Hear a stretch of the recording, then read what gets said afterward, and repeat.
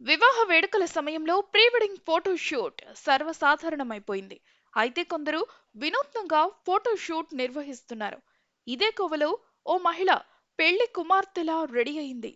పట్టు చీర ధరించి ఆభరణాలను పెట్టుకుంది. అనంతరం జిమ్లో డంబెల్స్తో కసరత్తులు చేసింది. బైసెప్స్ ట్రైసెప్స్ వ్యాయామాలు చేస్తూ ఫోటోలు తీయించుకుంది. ఈ వీడియో నెట్టింట వైరల్ అవుతుంది. ఈ వీడియోకు నెటిజన్లు ఫన్నీగా కామెంట్లు పెడుతున్నారు.